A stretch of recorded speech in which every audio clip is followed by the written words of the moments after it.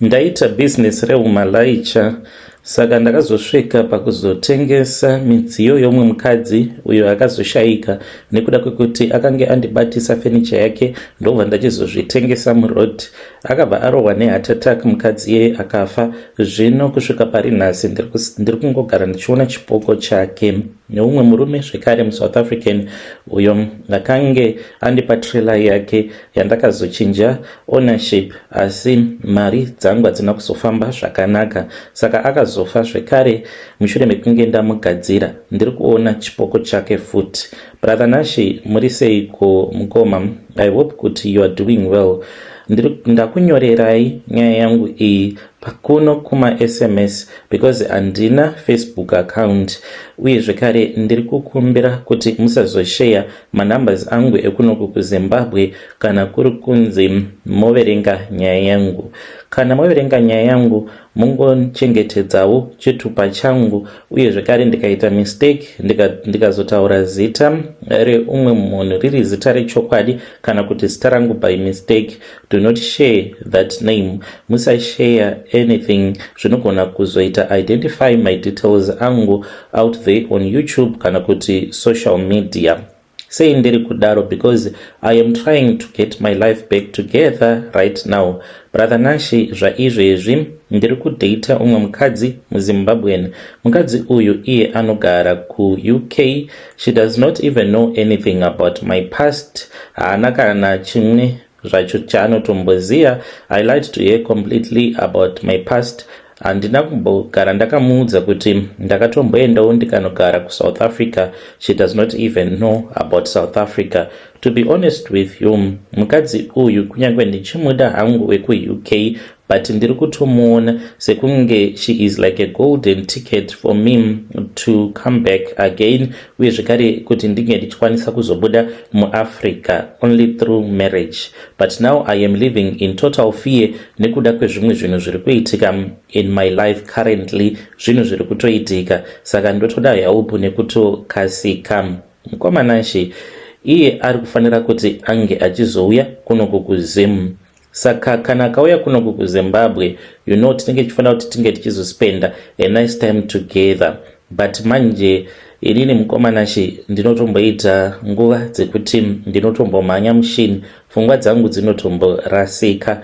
What if tikanzi tinenge tiri muhotel room together, then chipengo chiya chobva chauya ndobva ndatanga kupenga? Chii chinozoitika naye mukoma Nashi? What if my pictures angu end up trending on YouTube kana kuti Facebook, obva achizosangana nemapictures iwawo nekuti munhu uyu aimboita zveumalayicha akazourayisa vanhu and realize kuti ndo upenyu hwandakamborarama in the past. That is why ndakunyorerai tsamba yangu iyi muzuva ranhasi, nekuti ndinoda kuti muri yeZimbabwe munge muchindibatsira kugadzirisa maspiritual problems angu awo andakatarisana nawo iye asati auya kunoku kuZim. Let me take you back where this case began. Mufunge zvenyu mukoma. Makange muri mugore ra2012. Muri mugore ra2012 kudaro ndipo pandakabva ndachizodzika down south ndichienda kuSouth Africa. Ndakabva ndachizotanga kushanda pane rimwe prazi because zvemulocation ndakazvikoniwa, mabasa acho akange asingabatiki zvachose. Ndokubva ndachizoudzwa nomumwe muchinda akabva ati hande tinogara kumaprazi, saka ndaigara kwakange kuri kumasquatter camp kwainzi kuStenin. Ndokubva tachizobvako tikabva tachizoenda kumaprazi, saka tichanda mumaprazi kudaro emuTsanini ndipo pandakatanga kutoona kutoti upenyu hwainge hwava kutofambawo zvakanaka. Asi takazodzingwa zvedu basa tikabva tachizodzoka zvekare mune rimwe prazi rakange riri mumakaremo muPolokwane tava kuda kunobata kumatoksi uko. Even though ndakange ndichiona mari yakati wandei, but paprazi ipapo ndakaona sekunge mashandiro atakange tichiita ainyanyisa kurwadza stomach.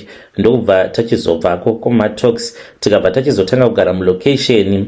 Takange tava muPolokwane chaimo, but tainge tichishanda mumaprazi taizongodzoka kulocation zvedu paweekend, asi Monday to Friday kana kuti Saturday tinenge tiri kupurazi. Saka ndichigaramo mulocation ndo mandakabva ndachizosangana neumwe mukadzi akange ari muZimbabwe. Mukadzi uyu ainge achangobvawo mukurambana nemurume wake, ndokubva ndamupfimba akabva abvuma, tikabva tatanga kugara tose semukadzi nemurume. Around November gore iroro ratatanga kugara tose, ndakange ndatomutsvakirawo basa mupurazi. It was towards the Christmas season. Saka ndine imwe shamwari yangu uyo wandakaenda naye kusecondary school. Ndakabva ndatanga kutaura naye, tichitaura tose kudaro akabva anditi iye ainge akabva mukutenga a 4-ton truck muJoburg. He called me ndokubva anditi, my guy, inini ndine truck randakabva mukutenga, saka I will be driving through Limpopo ndichienda kuZim. Saka kana uine vanhu vanenge vaine zvinhu zvinoda kutakurwa, vaudze kuti pane munhu ane rori richauya riri empty richidarikira richienda kuZimbabwe, because I am low on cash. Zvaizvezvi handitori namari yefuel, mari dzemumabhodha. Kana ukandisvakirawo macustomers kuLimpopo kwenyu ikoko vanenge vaine zvinhu zvinoda kuendeswa kumusha, ndinogona kuzokubhadhara commission. Saka ndakabva ndatanga kutsvaka. Mukadzi akange achitsvakawo nekuside, takatoona kutoti yakange iri opportunity, because mari dzemumapurazi munongoziva kuti dzinenge dzingori dzekiya. Saka kushanda kwandakange ndichiita mumapurazi, ndakange ndichiziva vanhu vakawanda vakange vachitenga zvinhu vachizvichengeta. Ndikangoti ndaiziva vanhu vemumapurazi akasiyana siyana. Saka kazhinji mashandiro atakange tichiita mupurazi ndeyekudai, so taiti tichishanda zviya sezvo mari dzatakange tichipiwa dzakange dziri shoma nevarungu vedu. Saka murungu aita kakupa mari, then ubvoenda vanoita labor yemubhedha, labor yefiriji, vamwe mabuilding material, chikafu, mabhaketi, zvakangosiyana siyana. Saka kupera kwegore zvinhu izvi ndo zvataizotarisira kuti tinge tichizodzoka nazvo kuZimbabwe kana kutumidzira kumhuri dzatinenge takasiya kuZimbabwe. Saka ku location kwandakange ndichigara zvekare kwakange kuinewo mazimba vakange vaine zvinhu zvavo zvavakange vachida kutumidzira, vaitotaimira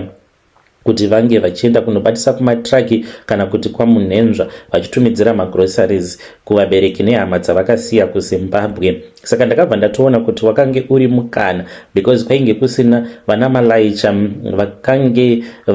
vakange vachiuya kuzotakura zvinhu zvevanhu mulocation kana kuti kumapurazi kwatakange tichishanda isusu.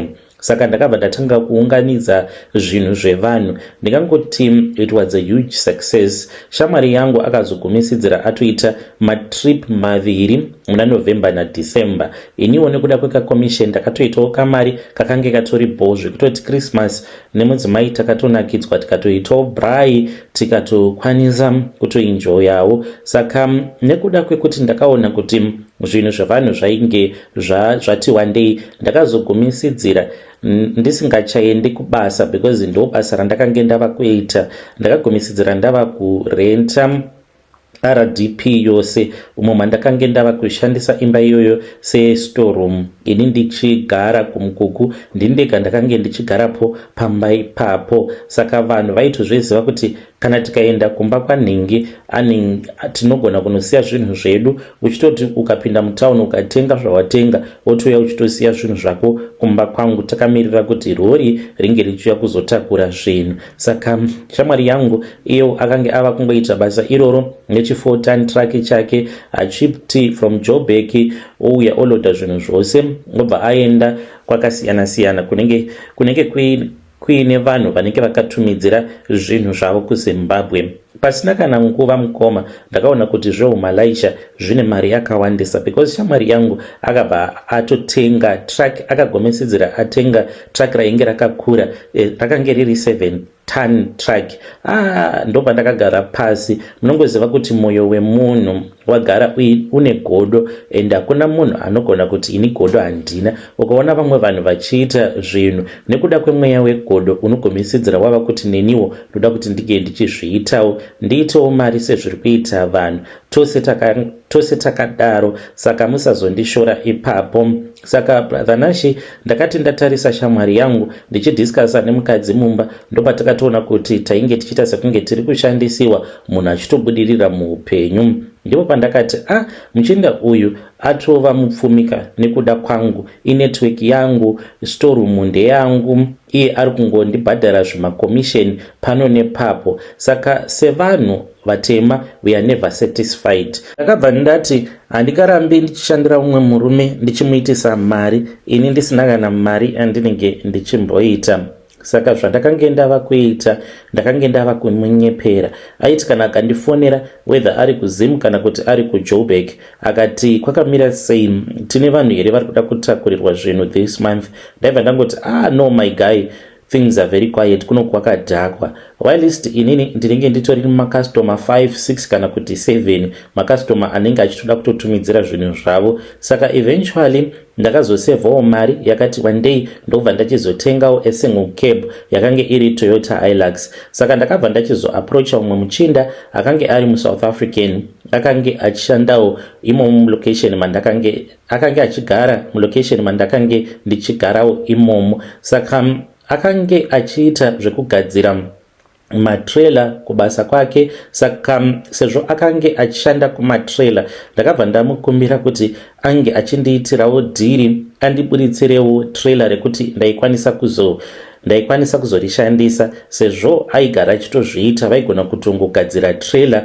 kubasa kwake votoritengesa murungu asingazivi. Saka ndokuburitsa kwatakazoita trailer. Saka trailer iri nekuda kwekuti mari dzangu dzakange dzisati dzanyatsokubatana, iye aitozvinzwisisa kuti once ndatanga kumhanya parodhi ndaizomubhadhara. Saka trip yangu yekutanga muchinda uyu akabva ati kwandiri ainge achidawo something. Saka ndakabva ndamupa deposit, akabva ati the rest of the money uchandipawo balance over 3 months. Takabva tatoenda tose kutraffic department tikatonoita machange of ownership and everything. Izvi takazviitira kuti kana ndoyambuka border zvinhu zvacho zvinge zvichizondiitira nyore, asazondinyorera maaffidavit nekuti trailer rinenge ratova muzita rangu. Saka taita change of ownership, trailer yakange yatova yangu, kumechesa motikari zvekare netrailer. Saka ndakati ndarova second trip, muchinda uyu akazongochinja mind dzake, akatanga kutongouya kumba kwangu achiti mari yose iyo yandakange ndichimukwereta akange achitongoida all at once. ava kutothreatena kuti ndava kutotora trailer because akange aine munhu uyo ainge akatomirira achitoda kuti anga achitenga trailer. Saka akange ava kutoda kutongotora advantage yekuti iwe uchindipa trailer for now then ndozokugadzirira imwe. Ndakabva ndaona kuti kana ndisina trailer chiumalaicha chacho ndinozochiita sei because zvinenge zvakadhakwa. Akati if you don't pay like immediately ini ndiri kutoda trailer yangu back because pane munhu ari kutoida. Mukoma ndakabva ndabatikana, ndakazongomunyengerera ndikati chimbomira ndimbotsvaka mari. Saka I traveled ndikadzoka kunoko kuZim. Ndadzoka kunoko ndakabva ndachizoenda kune imwe ng'anga. Ndaenda kung'anga ndakange ndichida kutogadzira muchinda yemuSouth African, ndainge ndichida kungomukaurisa nekuda kwekuti iyewo ainge andiitira mareverse deal. Saka ndakange ndisingazivi kuti chii chaizoitika later on. Saka ng'anga iyi yakabva yandiitisa mhiko. Saka mhiko dzacho dzimwe handina kunyatsokutsanangurirwa neng'anga kuti dzakange dziri mhiko dzekuita sei. Ng'anga yakabva yandiudza kuti ndinge ndichinotsvaka tsvina yembwa. Ndokubva ndanotsvaka tsvina yembwa ikabva yakuyiwa ndikadzoka nayo. Pandakadzoka kuPolokwane ndava mulocation mandakange ndichigara, ndakabva ndachizoenda pamba pemuchinda iyeye ndokubva ndachizotora mishonga yandakange ndakapiwa neng'anga ndikazanganisa, then ndokubva ndachizonosiya mishonga netsvina yembwa pamba pake uri usiku. Ndakatopinda ndikaita sekunge ndikuda kunoka, ndokubva ndangosiya ndamwaya ndikabva ndabuda zvangu. Pamba apa kana imbwa dzepo dzaitondiziva kana kuhukura hadzina kana kumbohukura. A few weeks later ngoma nashi ndakazoshamisika. Handina kunge ndakaudzwa kuti mhiko dzandakange ndakaita dzakange dzitori mhiko dzerufu because mufesi uyu akabva achizosangana netsaona yainge yakaomarara, akazofira muaccident, akaita accident ndokubva atofirapo paspot. Pandakanzwa kuti ndo zvakange zvaitika ndakabva ndaenda kune ng'anga yangu ndikabva ndavabvunza kuti ko chii chainge chaitika, sei munhu wandainge ndakabva mukuitira mhiko pamba pake ainge angofa zvisina tsarukano. Ng'anga iya yamukoma ndopa yakabva yachizondiudza kuti mhiko dzatakange takaita, sezvo akange ari munhu ainge achida kunditorera upfumi hwangu, ivo vakabva vangoona kuti zvakange zvakakodzera kuti vange vachindiitira mhiko dziri mhiko dzekuti ange achizofa. Mukoma ndinokuziva kuti n'anga ndizvo zvadzinoita. Saka ndakagara shortly after murume uyo afa, ndakati ndichidhiraivha Toyota yangu ndakange ndava kuda kupinda mutunnel riya rekuLouis Trichardt. Lucky enough zvezuva iroro ndakange ndisitomborina kana trailer, because ndakangoti ndava kuda kunopinda mutunnel ndipo pandakabva ndachizoona kuti kumberi kwangu kwakange kutori nechipoko. Zvinhu izvi zvichiitika musafunga kuti zvakaitika uri usiku, zvakaitika around kuma 3 PM zuva rakacheka nyika. Ndava kuda kunopinda mutunnel ndopandakaona kuti mufesi uyo wandakange ndakanoitira mhiko akafa, ainge akatogara pamusoro pebonnet motikari yangu yakange ichitofamba. Mukoma ndakavhunduka apa kumashure kwangu kwakange kutori nezitrack rainge richitoteverawo. Lucky enough track iroro rainge richifamba very slow, ndokubva ndatongomira paside, hana yangu yakange ichirova. Ndakazobuda zvangu mutunnel. Ndichingonobuda mutunnel, mukoma nashe ndainzwa mudumbu. Ndakamhanya musango ndikanozvibatsira nekuti mudumbu wandakange ndichinzwa ipapo wakange usina kumira zvakanaka. Immediately ndakabva ndabata sangoma uya ndokubva ndati kwavari, nhai sekuru, chii chiri kuitika? Because muchinda uya ndamuona akagara pamusoro pemotikari yangu. Ivo vakabva vati kwandiri, paumire ipapo ndoda kuti unge uchinokora ivhu repanzvimbo paumire, ende ubva wachizoita weti, unoitira weti iyi muchigubhu kana kuti mukabhaketi. Ndakange ndiine kabhaketi kangu kadiki ka5 lita kandaipota ndichishandisa kana ndichigeza murodhi umo. Vakabva vati unoitira imomo obva wasanganisa nevhu raunenge wanokora apo pakamira motikari yako, then obva wazvigeza kufesi kwako nepachesti pako. Mukoma nachi ndakadhiraivha ndakadaro ndakashenuruka sekachigure kubva muLouis Trichardt kusvika ndichizonosvika mumasvingo ndakadaro, kana mubhodha ndakangodarika ndakadaro, vanhu vaingonditarisa vachiti ko idzi haufa. Saka izvi ndakazviita ndokubva ndachizodzoka kumasvingo. After that incident yakaitika mutunnel yekuLouis Trichardt, ndingangoti mweya wemuchinda iye yemuSouth African wakaramba kusiyana neni.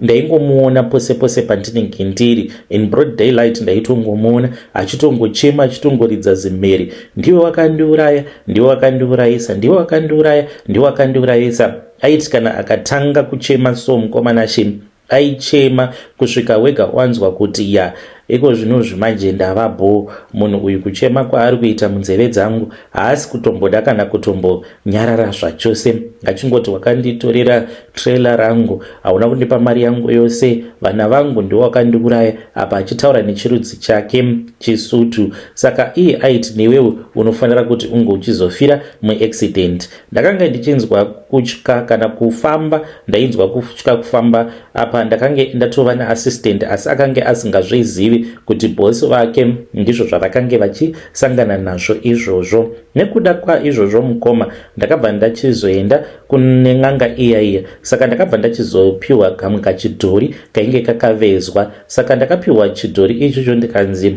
chidhori ichi chinofanira kuti chinge chizova mumotikari mako. Saka ndaichichengeta mumota nguva dzose kuitira kuti kana chipoko chemufesi wandainge ndakaitira mhiko akazoda kuuya chindinetsa, chidhori ichocho ndicho chaizondichengetedza chobva chadzinga mweya wechipoko.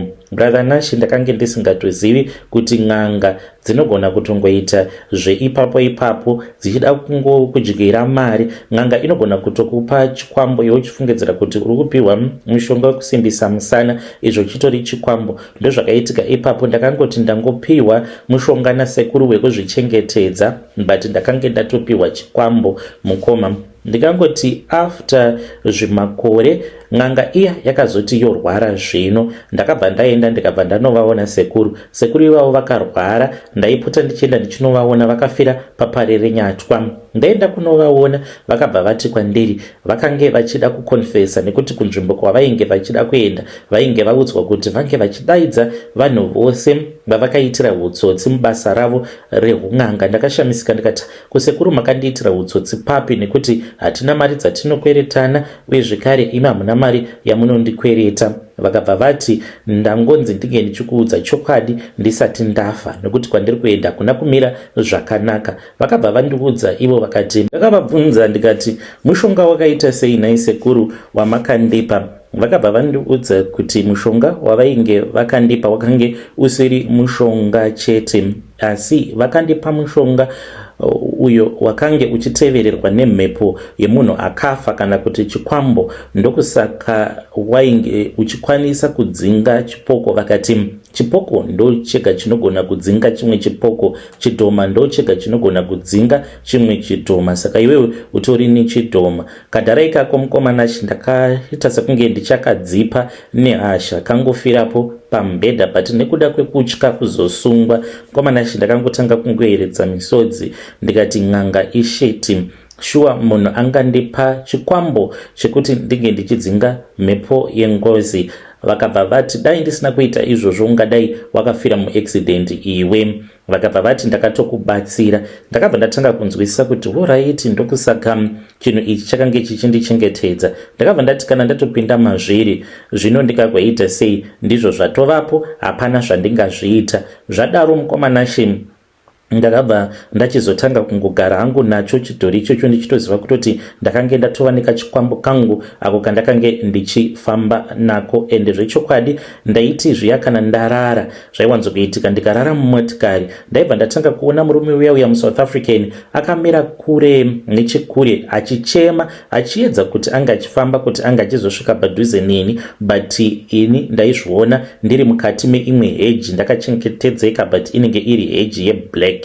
Nekuda kwechikwambo ichi ndingangoti business rangu rehumalaicha rakatanga kubluma zvimwe zvisinganzwisisiki. Mari yandakange ndava nayo yainge yati one day vanhu vakange vava kutoziva nezvangu kuti kuno mumwe muchinda so uyo anoti kana katakura zvinhu zvako anozvisvitsa. Vanhu vaibva kunana Tsaninuko vachiuya kuzosiya zvinhu zvavo, vamwe vaibva kunana Bela vachiuya kuPolokwane kuzondisira zvinhu kana kuti ndaenda ndonozvikolekta ikoko. Mari yangu mukomana yandakange ndava nayo yainge yati one day ndakagumisidzira ndazotenga another Hilux yakange iri double cab brand new yandakatengeserwa neumwe muSouth African akange awirwawo nedambudziko yakange ine low mileage. Saka imwe Hilux iya yakange yakakutofamba nemushandi wangu taiti tikabuda taibuda takatevedzana tiri vaviri. Zvose izvi zvichiitika mukadzi uya wandakange ndichigara naye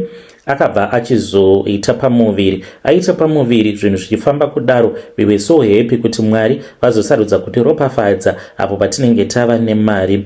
Asi mwana akazoti ava kutanga kukika mudumbu make.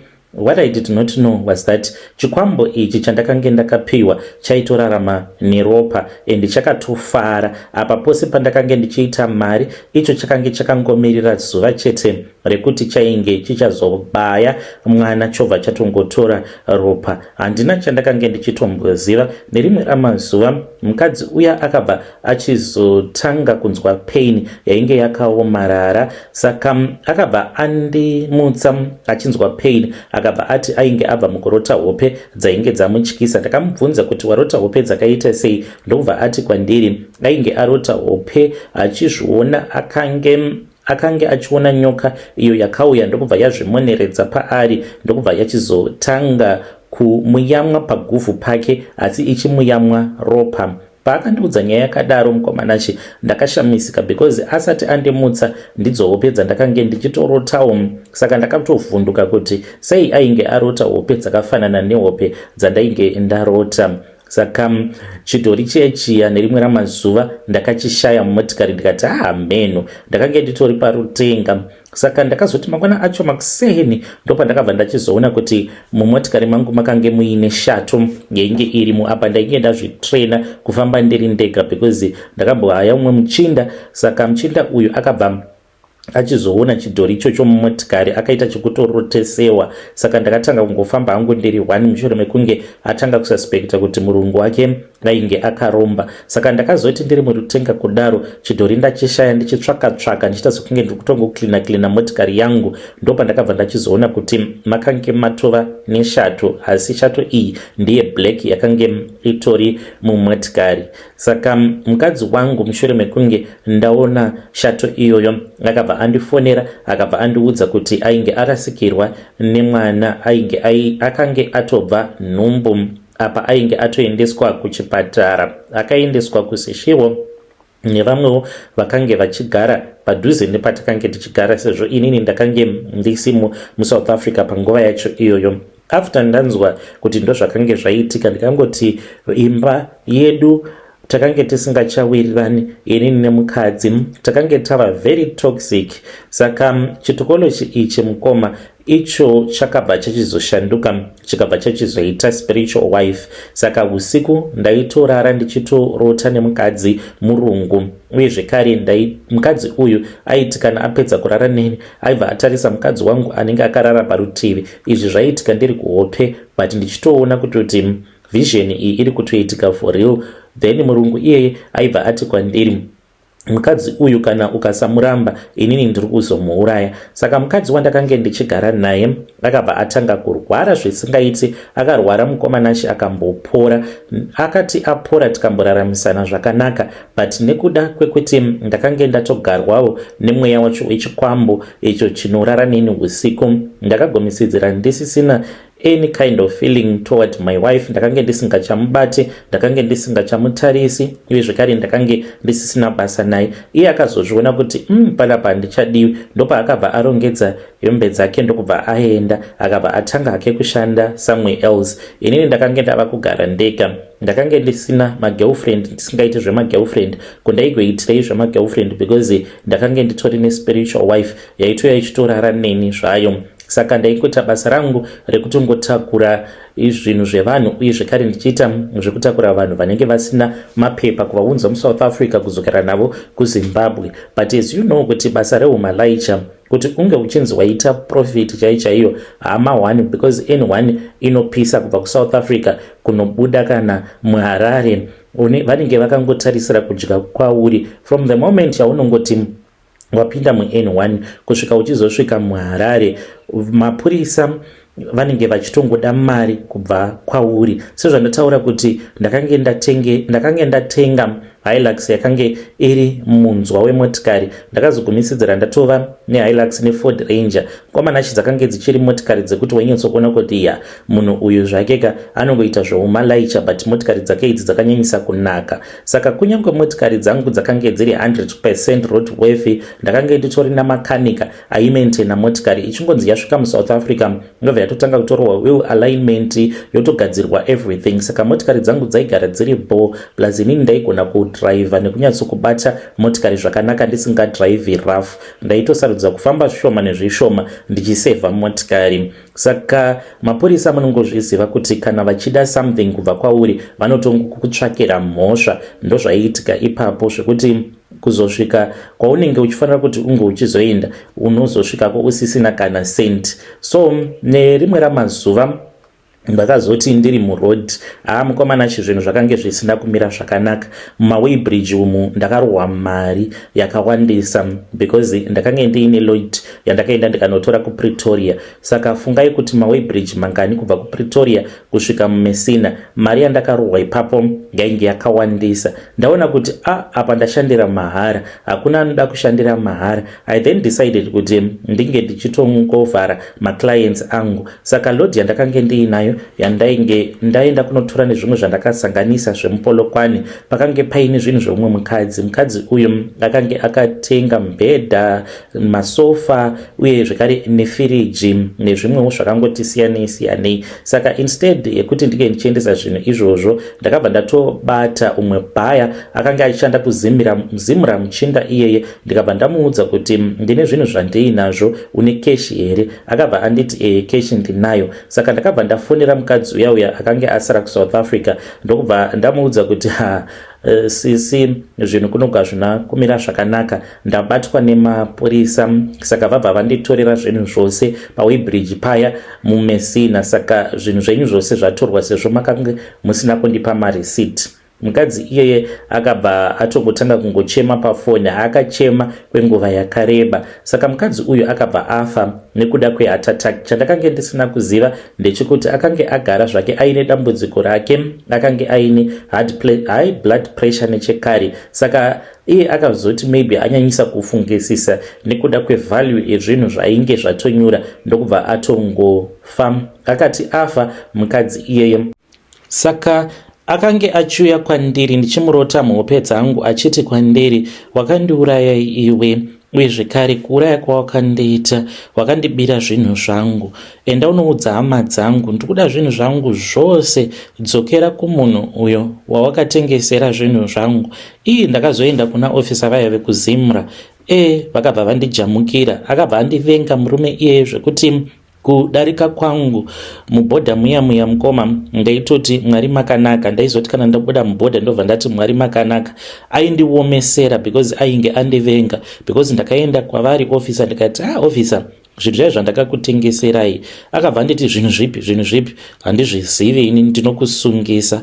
Saka kuti ndike ndichawana zvinhu zviya ndakange ndisingachakwanisi because ishungu dzakange dziri dzekuti ndinenge ndichiti ndikaita kaprofit ndobva ndatenga fridge bag, ndikaita kaprofit ndotenga stove bag kusvika ndapedza zvose.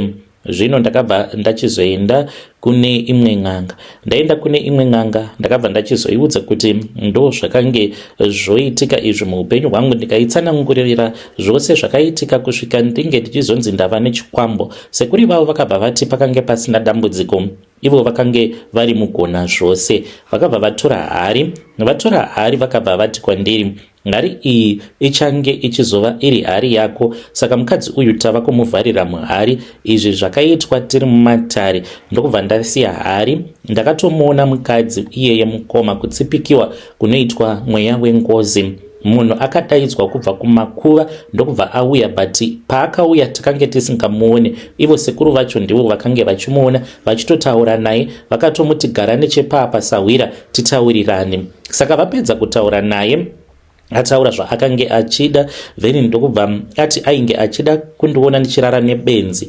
Benzi rakazotsvakwa mukomanashe, benzi rikaunzwa ndikarara nebenzi pamberi pevanhu. Pedzezvo akati uchange uchizova munhu wekungodanana nemapenzi kweupenyu hwako hwose. Saka vakabva vachizotaura naye vakati sawira, hauone sekunge unenge waomesera munhu here? Kana paine huripwa pari zvino tomboita huripwa. Akati zvinhu zvangu zviendesei kumba kwedu, asi sekuru vakati tine mhosva yakanyanyisa, hazviiti here kuti tingoripirana pano. Ndokubva vachizomupa 5 cent yandakatobva nayo kuSouth Africa, yavakanditi dzokera kuSouth Africa unotsvaka 5 cent coin, dziya mari dzekudhara dzemuSouth Africa.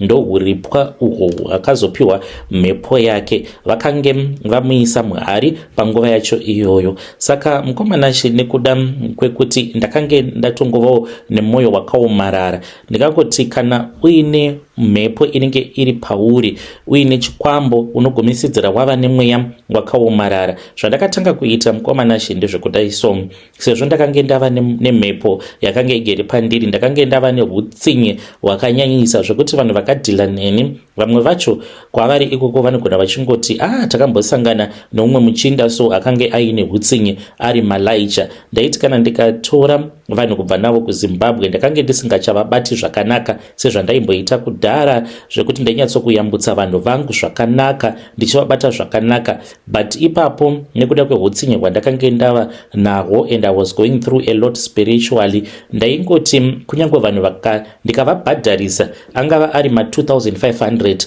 kubva kuHarare kupinda navo muPolokwane, taizoti kana tikamiswa nemapurisa kunyange tichangoyambuka bhodha ndobva ndatongoudza mapasenja angu kuti ina ndakana mari yekubhadhara mapurisa, anenge asina mari aitongosara mukomanashe kunyange zvichinzi munhu anenge atondibhadhara mari yakakwana. Saka vanhu vakatanga kunetsana neni vakawandisa, uye zvekare nekuda kwekuti ndakange ndine good reputation, munhu aigona kungoti ari kuJoburg obva atonditumidzira mari obva ati ndoda kuti unge uchinditengerawo foni ozonoisira nhingi wangu mumasvingo. Mari iyo ndaitoitora ndobva ndatoishandisa zvimwe zvinhu. Ndikangoti around 2018 ndopa ndakabva ndachizosarudza kuti yakange yava nguva zvino yekuti ndige ndichizotsvaka a proper wife. Ndakabva ndachizosangana nemusikana akange achidzidza paUZ. Musikana uyu ainge akanaka chaizvo, ndikabva ndati uyu ndiye mukadzi wandinoda. Saka ndakabva ndachizotanga kumuchengeta because iwo akange achibva kumhuri inotamburwa chaizvo. Naizvozvo mukoma I went all out for her and ndikabva ndatanga kumubhadharira mauniversity fees ake, tuition every semester, ndaitenga magroceries, pekugara paakange achigara ndikamubvisa ndikabva ndati anga achigara kuAvondale panzvimbo yainge yakanaka, ndikatomutengerawo kamotikari kaToyota Passo kuitira kuti asazongoita zvekufamba nemakombi. Izvi ndakange ndichizviitira ndichiti ndiri kuchengetedzawo my future wife. Finally the day of her university graduation ndakatoendawo kuceremony kuyagu yaandakange ndichitofara ndichitoti tinogona kutongoenda kana kukoti totongonochata. After graduation ndopa ndakatanga kuona kuti akange ava kugena weight chaizvo. Saka one of a friend mushure mekunge ndamubvunza ndichabvunza musikana wangu kuti uri kugena weight kasi wava nepamuviri here, akanga achingoti ndina nhumbu. Ndakazoenda kune best friend yake ndokubva ndachizobvunza best friend ndikati naiwe ko musikana wangu chiri kuitika kasi ane pamuviri? Akabva ati hausi kuzviziva here kuti ane nhumbu. Ndakafara mukomana acho ndikatoombera maoko ndakatogara mumotikari ndiine best friend yake. Ndopa akabva anditi ko uri kuomberera chii maoko? Ndikabva ndati because mukadzi wangu ava nepamuviri. Akabva aseka akati iwe nhumbu haisi yako. Ndakange ndisingazvizivi kuti pose pandakange ndichishingirira ndichitsungirira ndichimubhadharira mafizi ake, iye akange atori neanother guy uyo waakange achitofambidzana naye, akange achitozivikanwa nevabereki vake. Ndikati vabereki vake kuini vandinoziva ndevapi? Akaseka akati iwe akandiudza kuti akatoita zvekutongohaya vamwe mother, so kana uchida ndinokwanisa kuzokurakidza mother vacho ivavo. Iyi ndakarwadziwa mukoma, ndokubva ndadropa off friend yake ndakabva ndati kuAvondale. Ndasvikako kuAvondale ndakabva ndati naiwe ishura ripi rauri kundiitira iri? Akabva atanga kuchema, akabva atanga kuridza mhere. Landlord akamukumbira kuti ndike ndichiburitswa kunze kwegedhi. Akabva andisendera text akabva ati kwandiri iwe handikwanise kuti ndinge ndichizova mukadzi wako because unongoita chibasa chehumalaicha uri rombe. Unofungidzira kuti graduate rakaita seni ndingaroora munhu akaita sewe? Wakange ungori sponsor, my sponsor, you are not my type, please get out of my life. Ndinokutsvakira vanhu vakakukuwadza, please siyana neni before I call the police. Mukomana ashe akaita kuisa sauti pachironda, akabva aenda akanondimhangarira ndikatoendeswa kukoti mukoma nekuda kwekuti ndakange ndichinzi ndainge ndakamurova. Ipapo pandakaenda ndichinomona kuAvondale, chandakangoita ndichikuti ndakangorova gedhi nekungotsamwa chete because ndainge ndatsamwa, but rakange riri gedhi resimbi. Saka landlord vakati ndakange ndiri violent. Ndakabva ndanzi protection order, ndikanzi handifaniri kuti ndinge ndichizoenda padhuze naye even fiance yacho munhu wandakange ndichiziva. Ipapo mukomana ashe ndakarwadziwa zvisingaiti. Mari dzandakanga ndakashandisa kwemakore nemakore kusvika munhu achizograduata, munhu ndokubva atongondidhampa. I decided kuti ndainge ndichifanira kuti ndige ndichizomukaurisa sezvaakanga akandiita. Ndakabva ndaenda kun'anga iya yangu yechikare, ndakaenda ndokubva ndavaudza zvose zvakanga zvaitika. N'anga iya yakabva yati kwandiri, Temba, you know what, hapana kana dambudziko zvatinogona kuita, uyu musikana uyu anofanira kuti ange achifa zvekare. Saka takabva tachizoenda kumvura. Taenda kumvura takabva tachizonotaura nemweya yemumvura. Ndikabva ndaiudza zvose zvakanga zvakaitika uye zvekare kushandisiwa kwandainge ndakaitwa nemusikana iyeye. Saka mweya yemumvura yakabva yatsamwa, njuzu dzikamuka dzikaenda dzikatanga kurwarisa musikana uya, iye akabva afa. Akafa asati atombozvara. Ndakati uyu ndamugona, ndiye akatanga nazvo. Saka mushure mekunge afa musikana uyu, handina kunge ndakaziva kuti dzinza rekwake, family yake, vakazoita marituals ekumumutsa. Pavakange vachimuviga vane chivanhu chavakatoita. Izvi handina kunge ndakazviziva. Saka akazotanga kumuka manje. Kumuka kwaakange oita mukomanashi kwakange kusisina kumira zvakanaka. Chainge chichindichengetedza before, but ipapo chakatanga kukurirwa mukoma. Saka naizvozvo pandakadzokera kun'anga, sekuru vakabva vanditi izvi zvandichazvikwanisi. Ndokubva vandipa imwe n'anga. Ndakabva ndachizoenda kuMozambique. Manje kuMozambique ndakabva ndanopiwa zvekare chimwe chikwambo, zvichireva izvo kuti ndava nezvikwambo zviviri. Zvikwambo izvi zviri kutadza kudzinga mweya yevanhu vatatu ava vandakaurayisa. Muchinda wetrailer wekuSouth Africa, mukadzi akange aine magudzu ake, nemusikana wandakanga ndichida kuzoroora, uyo wandakazourayisa nenjuzu. Nekuda kwaizvozvo mukoma, handisisina chinogona kundichengetedza. Zvikwambo zvangu izvi zvava kungouraya.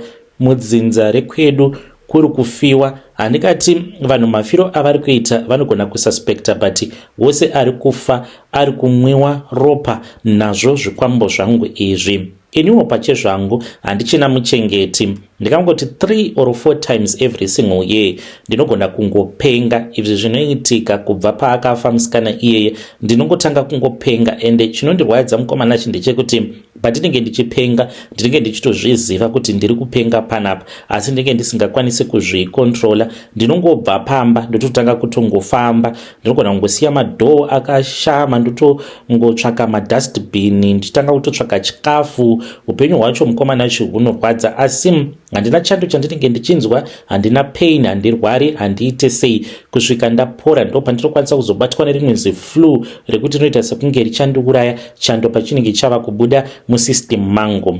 So I have been desperate mukoma.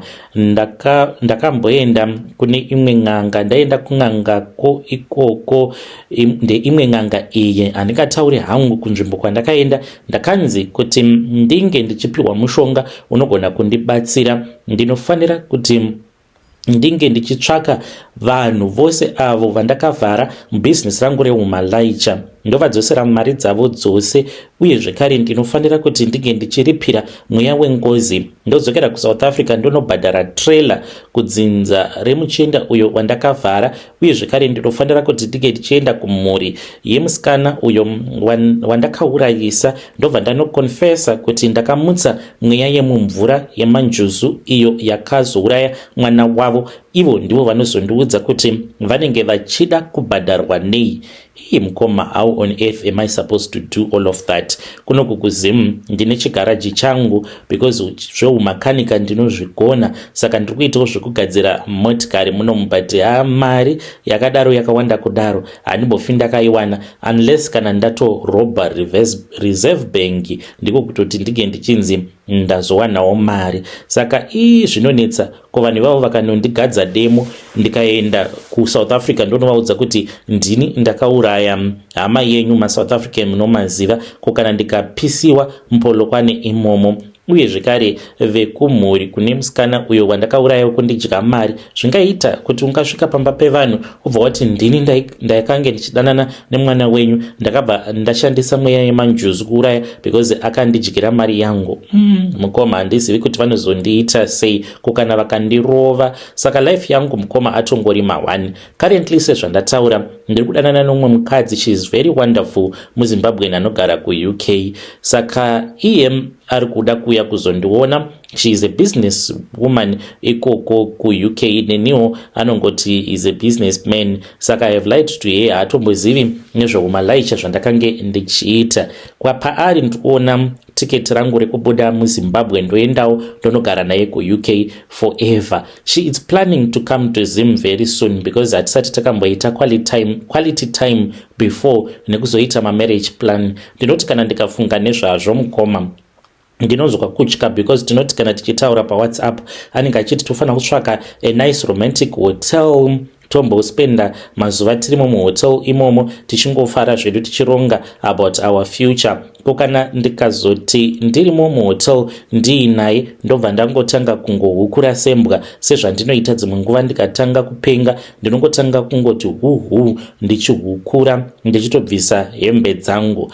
I'm scared mukomanashi, ndikangoti at least ndinofara because haasi active zvake pasocial media, ana TikTok akavenga Facebook, tinongotaura zvedu kuWhatsApp. Saka you never know, maybe nerimwe ramazuva ndinogona kungotanga kungopenga vanhu vobva vanditora mavideo vobva vandiisa paYouTube vobva vatongosangana neni zvichinzi munhu uyu akange ambori malaicha aita zvekuvhara vanhu seumalaitsha iko zvinozvi ava kupenga. That is why I am begging you, save my life my brother by not posting my real name. Kana kuri kunzi mumwe munhu akazoti anondiziva musambofa makatendedza kuti zita rangu ringe richizoenda kupublic. Ndapota kune avo vanga vakateerera nyaya yangu, pane munhu here anogona kundibatsira nekungogadzirisa mweya iyi yengozi ndisingaende kunotaura nehama dzacho?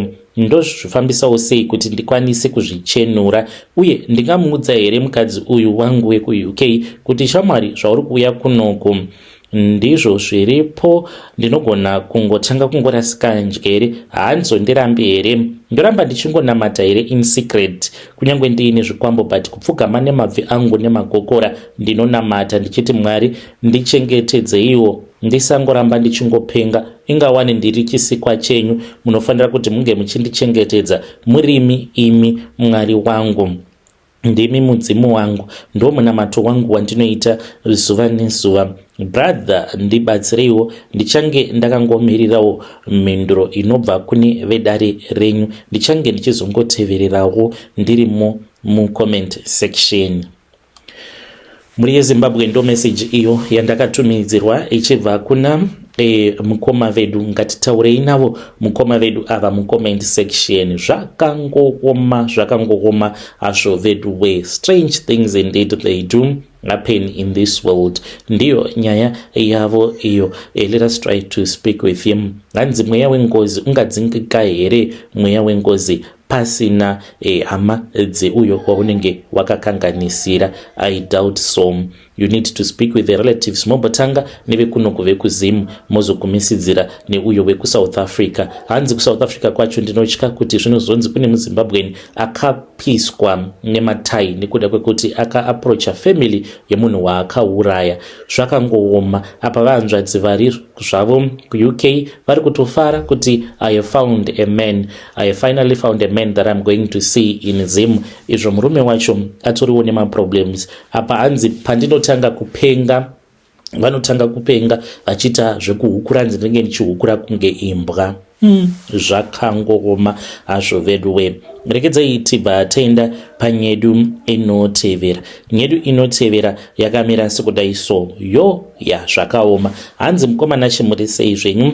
Please post my story makavigawo chitupa changu. Zita rangu chairo rekuberekwa ndinonzi Gamuchirai. Saka inini ndiri mudzimai uye zvekare ndine makore, ndichati ndine 21 years. Saka mukomana nyaya yandiunzawo pano yakamira sekudai so. Ininiwo ndinogara muBulawayo. Zvandigere muno muBulawayo, I have found a guy, saka akange achigara kuCanada, and then ndikabva ndachizotanga kuenda kune imwe church. Vakazouya kunoku kwakange kuine conference yekuchurch, ndokubva ndachizosangana nefiance yangu. Ndasangana naye kudaro ndokubva anditi anoda kundiroora, so takabva tawirirana. Akabva achizouya akabva aona vabereki vangu, iyi vakapembera vakafara chaizvo. Zvino mukomana 2 weeks ago pane zvakaitika. Ndakange ndichida kurara nefiance, akangotanga kungotemwa nemusoro akatotanga kutobuda mututu. Kubva ipapo takazongorara, hatina zvatakazoita throughout the night because aitemwa nemusoro wakanyanyisa. Vabereki vangu ndakati ndichibva kusleep over apa ndaitoti ndatonzvenga vabereki vakabva vandidaidza kudaro vakabva vagara neni pasi vakabva vati, Gamu, tinozviziva kuti wanga waenda kumukomana wako uye zvekare makarara mose. Ndakanzwa kunyara, asi amai vangu vakabva vaenderera mberi vakati, pamakarara mose makagona here kuita penetration? Ndikanyara, vakati usanyara zvako tipindure. Ndokubva ndavaudza kuti zvakange zvaramba. Apa ndainyara nekuti baba vangu vakange varipo. Ndakangoti zvakaramba mama. Vakati tiudze. Ndakati handikwanise kutaura izvi dhedhi varipo. Vakabva vati toda kukubatsira. Ndakabva ndavaudza zvese zvakaitika kubva tichizama kusangana kusvika ava kuzobuda mututu. Vakabva vati kwandiri, zviya zvataitaura zvava kuitika manje. Ndikati zvii zvava kuitika? Vakabva vandiudza kuti pavakatanga kurana business ravo remabottle store vakaenda kun'anga, ndokubva vanondishandisa inini kuti vange vachikwanisa kuzowana laki, uye zvekare vakabva vachizotora chikwambo chemunhurume vakabva vandiita mukadzi wechikwambo ichocho.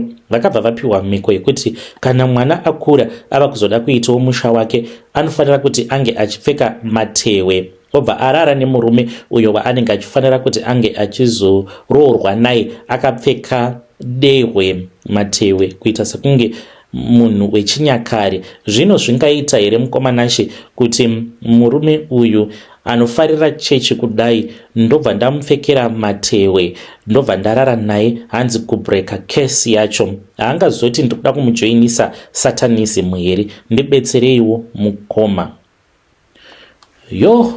Muri yeZimbabwe ndo message iyo yandakatumidzirwa ichibva kuna Gamu. Zvakangooma hazvo vedu. Just imagine musikana wako ubva tokuudza kuti ndine kesi iri pandiri, saka kuti tinge tichikwanisa kuzova kamusha tofanira kutombotanga tarara tose ndakapfeka matewe the first time, otherwise hapana zvatinokwanisa kuzoita. Zvakaoma. Chimbomuedzai munzwe kuti anoti kudii. Munotiwo kudii muri yeZimbabwe neconfession yake Gamu uyu? Ngatitaurei naye mucomment section. Zvakangooma hazvo veduwe.